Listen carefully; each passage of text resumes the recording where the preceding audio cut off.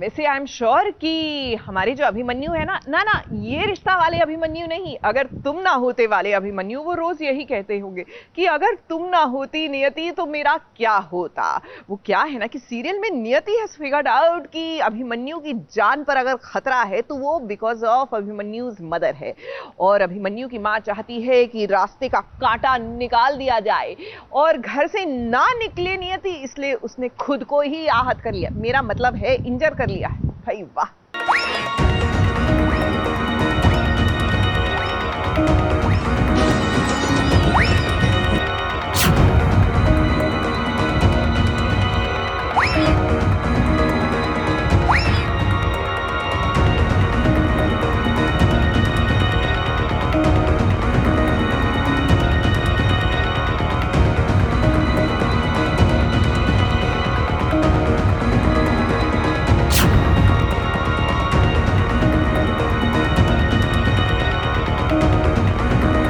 जीतने का मजा तो तब आता है जब दुनिया आपकी हार का इंतजार कर रही हो, और ऐसी जीत में अगर अपना कुछ नुकसान भी करना पड़े तो वो जायज भी होता है, जैसे कि नियति ने किया है। हालांकि नियति की नियत में कोई खोट नहीं, लेकिन आज उसने जानबूझकर अपने पैरों पर कुल्हाड़ी मार ली है।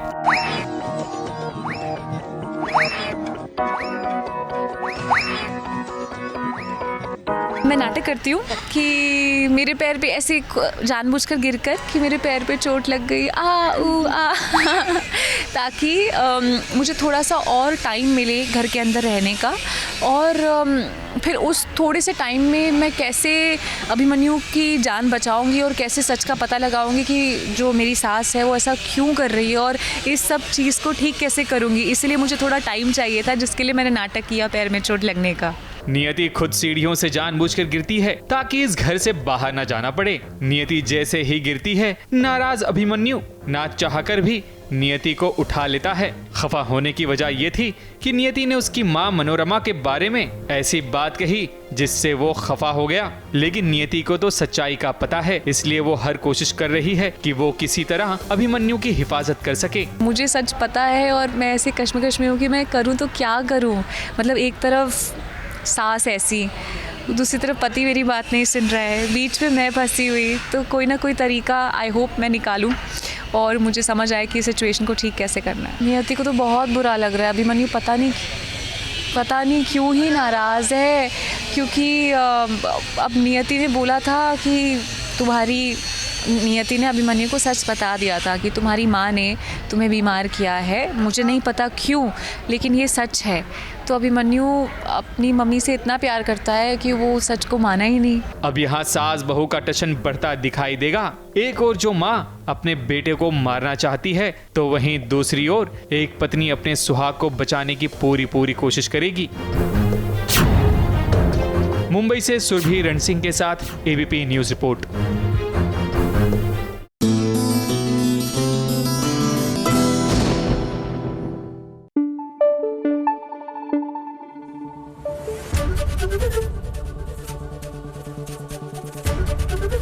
एबीपी न्यूज आपको रखे आगे। देखिए, यहाँ हम जीवन में मिठास घोलने की बात कर रहे हैं, लेकिन सीरियल अनुपमा में अनुज और अनुपमा की लाइफ में मिठास जो है वो दूर दूर तक नजर नहीं आ रही। वो तो वेरी सिंपल रीजन कि अनुज ने अपनी बहन के सामने घुटने टेक कर जायदाद तो उसके नाम कर दी है, लेकिन इस जायदाद का फायदा उठाएगा वनराज, इसमें भी कोई डाउट नहीं है।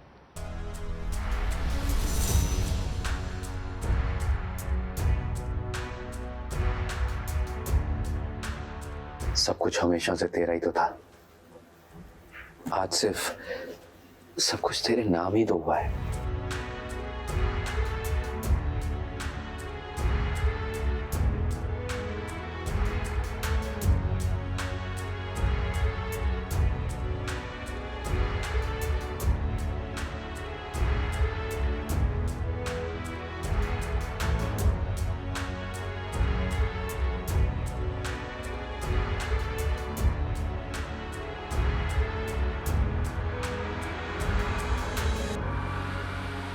मैं कपाड़िया एम्पायर की जिम्मेदारी से रिजाइन कर रहा हूं,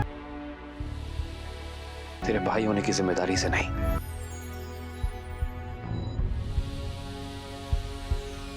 आज भाई बहन के रिश्ते में साजिश रचने वाला जीत गया, लेकिन नहीं हारा है भाई बहन का रिश्ता। अनुज ने आज बहन की खुशी के कारण सारा कापड़िया एम्पायर उसके नाम कर दिया। अपना नाम हटाकर उसने मालविका का नाम टेबल पर रख दिया है। बहुत कोशिश हुई, बातें भी हुई, मगर इस तकरार को अनुज खत्म कर देना चाहता है ताकि भाई बहन के रिश्ते में कोई दरार ना रह जाए। मालविका जानती है कि ये गलत हो रहा है, लेकिन वनराज की बातों ने उसकी सोच पर कब्जा कर रखा है। हालांकि जब अनुज ऑफिस से बाहर चला गया तब मालविका फूट फूट कर रोने लगी।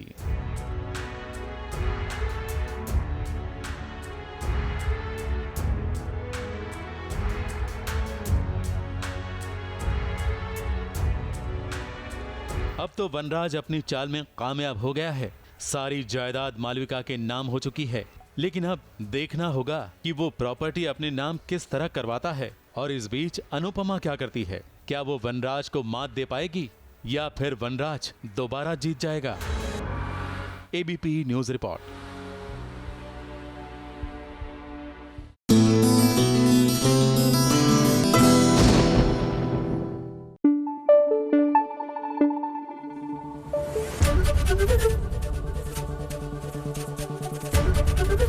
एबीपी न्यूज आपको रखे आगे। अरे बड़े दिनों बाद हाथ आए हैं और अब हाथ आए हैं तो एक खेल तो खेलना पड़ेगा। हालांकि बहुत बचने की कोशिश की इन्होंने। किसकी बात कर रहे हैं भाई? ना ज़ैन इमाम। वो क्या है ना कि इनका नया एल्बम आ रहा है पूरी बोतल में, तो बस हमने भी इनको उतार लिया SBS ओरिजिनल्स के खेल में।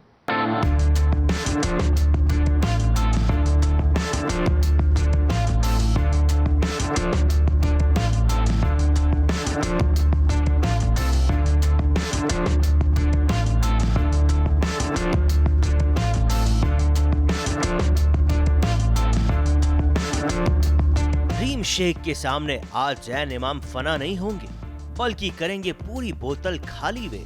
तो आपको बता दें कि मौका था ज़ैन इमाम के म्यूजिक वीडियो के लॉन्च का। बहुत लंबा इंतजार करने के बाद ज़ैन देर से आए लेकिन दुरुस्त आए, और जब आए तो सबसे पहले मिले अपनी को स्टार रीम से।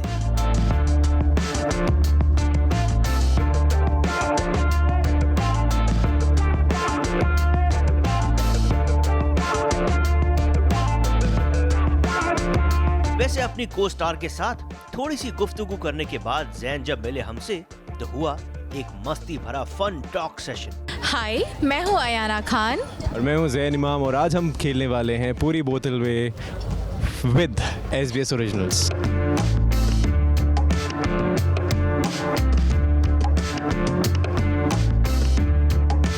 Would you hook up with someone if you knew your partner would never find out?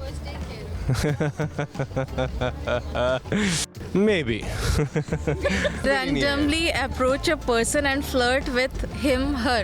इन्हीं के साथ कर लो फ्लर्ट, इन्हीं के साथ कर लो फ्लर्ट। मैं कैमरे के साथ सिर्फ टीवी पे करता हूँ जब मुझे पैसे मिलते हैं। How long was your longest relationship? मैं पढ़ा ही नहीं किसी इन सब चीज़ों में, सब मोह माया है। Cry like a baby for 1 full minute. ये देखने के लिए देखें फना 10:30 बजे मंडे टू फ्राइडे, क्योंकि उसमें मैं रोया हूँ। बहुत ही खतरनाक क्वेश्चन है ये। How many people have you kissed? नहीं नहीं बताऊंगी। अभी एक और। What is your deepest darkest fear? To be in a dark room filled with media houses, media people. This is my fear. Would you marry someone rich even if you weren't in love with them? Never. Have you ever sent a flirty text to the wrong person? Who? To the wrong person नहीं यार, जिसको flirty text भेजना है वो तो पता होगा ना इंसान को। Wrong person को कैसे भेज सकते हो? No, that's not no. गलती। Or like that? No, ऐसा नहीं हुआ। Talk like a robot. मैं क्या बोलूं आपको रोबोट की तरह? मुझे कुछ समझ में नहीं आ रहा, ये गेम चल क्या रहा है, क्या ट्रूथ है, क्या डेयर है, मुझे नहीं पता, ये मैंने फेंका चिट। वैसे इस फन सेशन के बाद हम पहली बार कंफ्यूज्ड थे कि जीता कौन और हारा कौन। लेकिन जैन, उम्मीद है कि अगली बार की मुलाकात में इस कंफ्यूजन का सलूशन जरूर निकल आएगा। मुंबई से मेघा थदानी के साथ एबीपी न्यूज रिपोर्ट।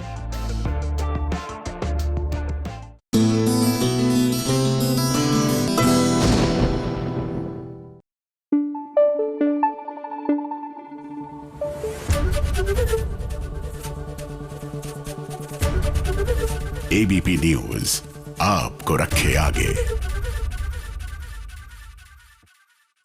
भाई ये सीरियल्स की दुनिया की शादी ना हो गई, तमाशा हो गया। जब जिसका मन करता है शादी कर लेता है, जब जिसका मन करता है उल्टे फेरे ले लेता है। सच कह रही हूँ, मजाक नहीं कर रही। अब देख लीजिए, यहाँ पर प्रिया ने पहले सक्षम से की शादी और आज मन किया तो ले लिए उल्टे फेरे।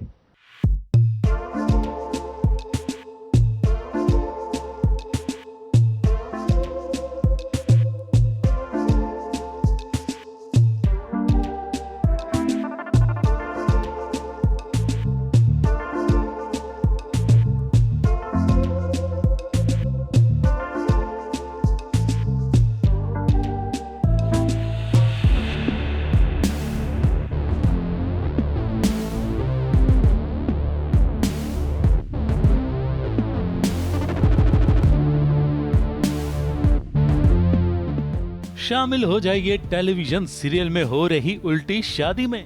जी हाँ, प्रिया और सक्षम की उल्टी शादी, यानी कि यहाँ दुल्हा दुल्हन लेने वाले हैं उल्टे फेरे।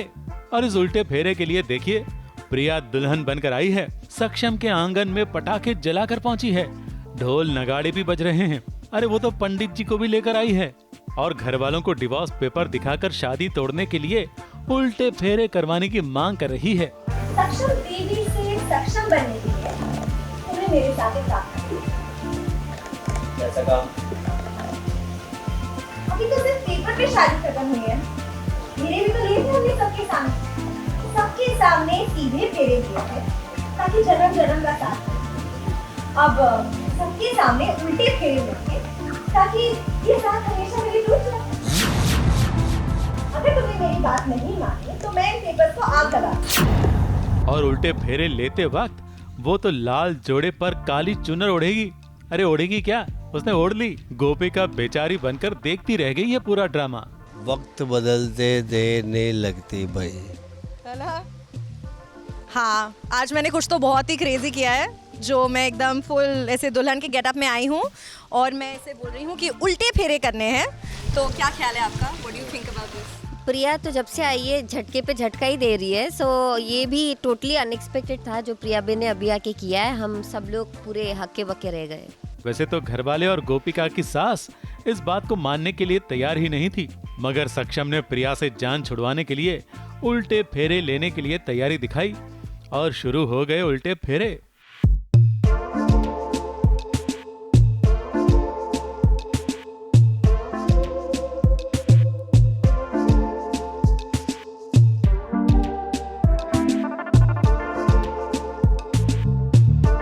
प्रॉपर्टी तो वापस ले ली है, अब डिवोर्स इनको चाहिए मुझसे, तो उसके लिए अब मैं कुछ ना कुछ कर रही हूँ। मुझे चाहिए, हमें किसको कितने लोगों को चाहिए तुझे डिवोर्स तेरे से?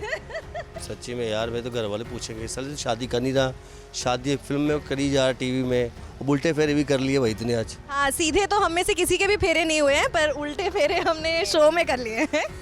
अब ये घर वाले समझ रहे हैं कि प्रिया से जान छूटी, मगर ऐसा नहीं है।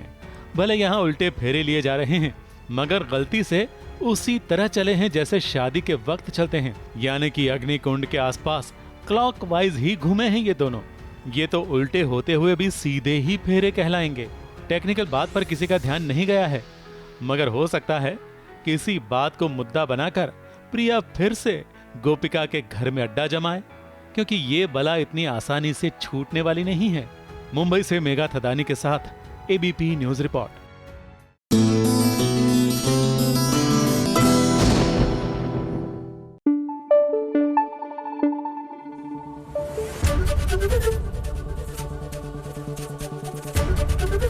एबीपी न्यूज आपको रखे आगे। वैसे मानना पड़ेगा, ये टेलीविजन सीरियल्स में ये जो super accommodating and understanding wives होती है ना, न जाने कहां गायब हो जाती हैं असल जिंदगी में। वैसे गायब रहें तो ही अच्छा है।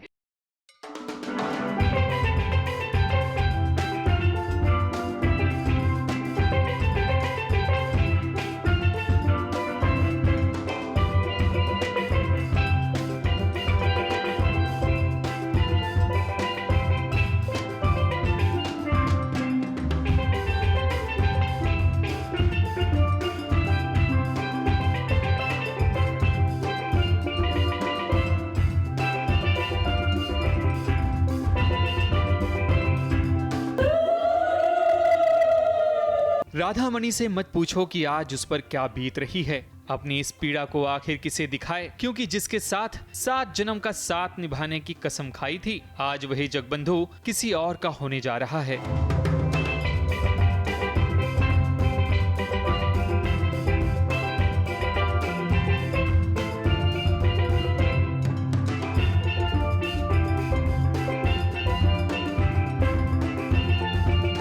जगबंधु की आज हल्दी की रस्म हो रही है, वो भी पूरे रीति रिवाज से। राधामणि जगबंधु को हल्दी तो लगा रही है, लेकिन उसकी आंखों में खुशी के नहीं बल्कि गम के आंसू हैं। भला वो कौन होगी जो इतना साहस दिखाए।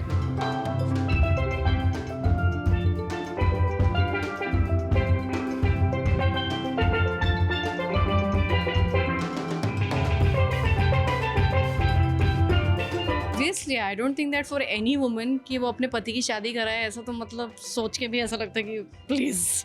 बट ये स्टोरी है बहुत पुरानी, उस टाइम पे ये सब होता था। तो you're playing a character, it's extremely painful to do such scenes and you have to feel the pain, otherwise it won't show. So we do the scenes with full conviction and try to feel the pain of the character as much as we can. TV serial होने के नाते हल्दी में भी drama नजर आया। ये कोई और नहीं बल्कि राधामणि की माँ है, जो जगबंधु को हल्दी तो लगाती है लेकिन जानबूझकर हल्दी की थाल को गिरा देती है।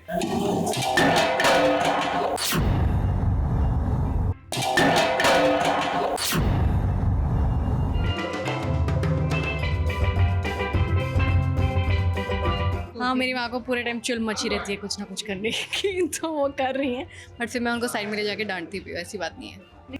ये तो होना ही था। आखिर कौन माँ अपनी बेटी का दुख देख सकती है, लेकिन राधामणि ऐसा बिल्कुल नहीं सोचती। वो चाहती है कि बिना किसी हंगामे के जगबंधु और कल्याणी की शादी हो जाए। मुंबई से नेहा सावंत के साथ एबीपी न्यूज रिपोर्ट।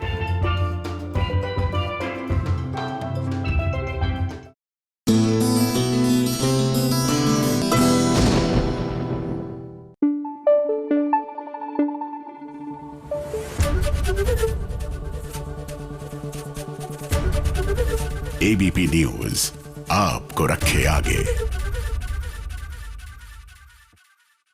भाई, अभिमन्यु और अक्षरा की जिंदगी में मानो बसंत ऋतु आ चुकी है। कम से कम प्यार मोहब्बत की बातें तो हो गई हैं शुरू, और आज उनको यूं झूले पर एक साथ बैठे देखकर ना आपको राधा कृष्ण की याद आ जाएगी। ऑफ कोर्स इनकी कहानी पूरी होगी या नहीं ये समझ नहीं आ रहा, क्योंकि साथ ही एंट्री हो जाएगी अनीशा की।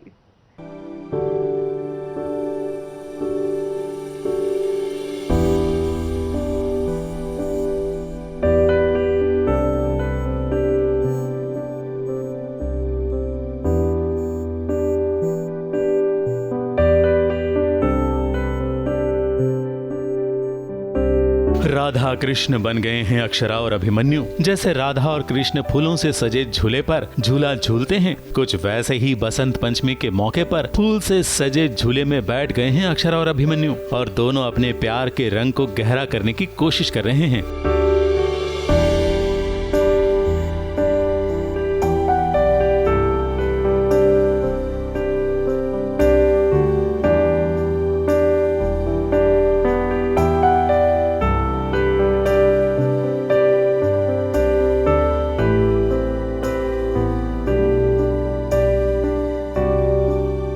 मगर ये प्यार का रंग थोड़ा सा फीका है, क्योंकि अभिमन्यु चक्रव्यूह में जो फंसा है, अनीशा के चक्रव्यूह में। लेकिन लगता है बहुत जल्द वो इस चक्रव्यूह से बाहर निकल ही जाएगा और अक्षरा को सच बता ही देगा कि आखिर अनीशा का क्या रिश्ता है। तो देखा आपने, हमें तो पहले से ही शक था कि अनीशा का नाता जरूर कैरव से है, और ये बात बताने के बाद अभिमन्यु पूरी तरह चक्रव्यूह से निकल जाएगा, और लगता है बहुत जल्द वो अपने हॉस्पिटल भी पहुंचेगा, क्योंकि हॉस्पिटल में उसके पेशेंट उसे बहुत मिस करते हैं, बार बार अपने डॉक्टर अभिमन्यु को याद करते हैं, और कुछ पेशेंट तो ऐसे हैं जो डॉक्टर अभिमन्यु से ही इलाज करवाने की जिद कर रहे हैं।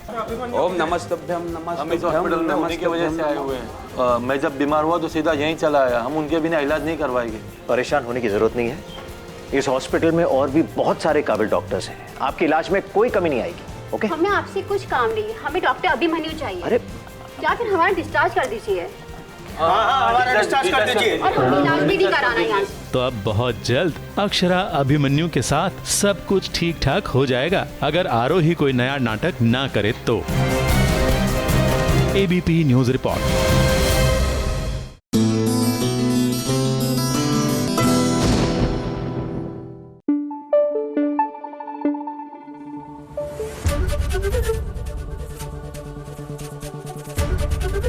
एबीपी न्यूज आपको रखे आगे।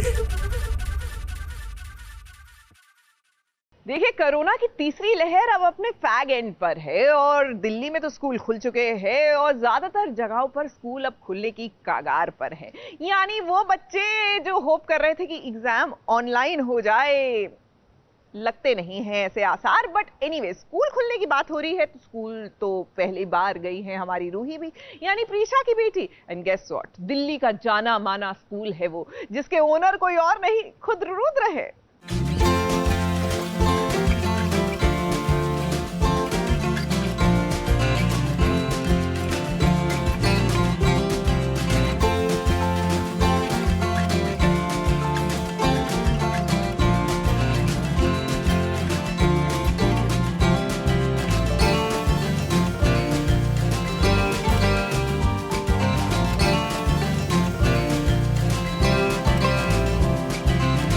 रुद्र और प्रीशा की बेटी रूही का स्कूल में है पहला दिन।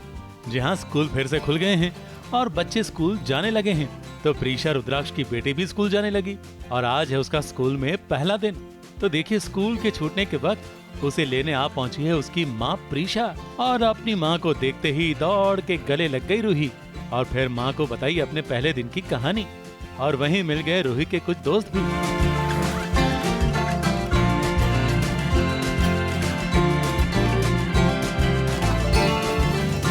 यहाँ रूही और प्रीशा एक और थे, तो दूसरी ओर से एंट्री हुई रूही के पापा यानी कि रुद्र की, जिनकी नजरें प्रीशा को ढूंढ रही हैं, क्योंकि रुद्र जानता है कि उसने अपनी बेटी को अपने स्कूल में एडमिशन दिलवाया है, तो उसे लेने उसकी माँ तो जरूर आएगी। रुद्राक्ष रूही को लेके आया है स्कूल और वो कहीं ना कहीं ये भी देखने की कोशिश कर रहा है कि प्रीशा कहाँ है। उसकी नज़रें प्रीशा को भी ढूंढ रही हैं, पर उसको जो है रूही को स्कूल पहुंचाना है। और रूही यहाँ पे जो नए बच्चे हैं, नए दोस्त उसे मिले हैं, वो ज़रा रूही से थोड़ा सा उसको चिढ़ा रहे हैं, उसको परेशान कर रहे हैं, क्योंकि रूही शहर से नहीं है। तो इस बात को लेके रूही बहुत परेशान हो जाती है, रोती है और रुद्राक्ष उससे कहता है कि तुम हिम्मत मत हारो। रुद्र प्रीशा को ढूंढ ही रहा था कि इसी दौरान वो टकरा गया स्कूल के पियून से, जिसके हाथ से फाइल और कुछ कागज गिरे और गिरे हुए कागजों को समेटते वक्त रुद्र ने ऐसा कुछ देखा कि वो सारे पेपर्स लेकर यहाँ से आगे बढ़ गया।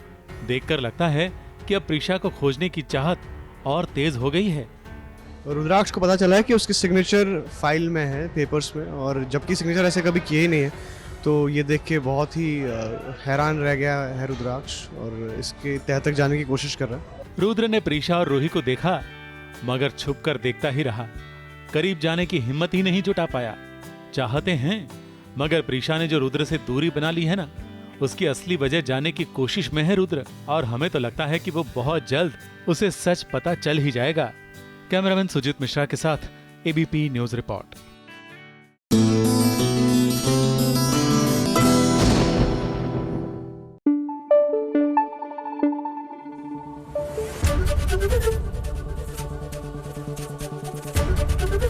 एबीपी न्यूज आपको रखे आगे।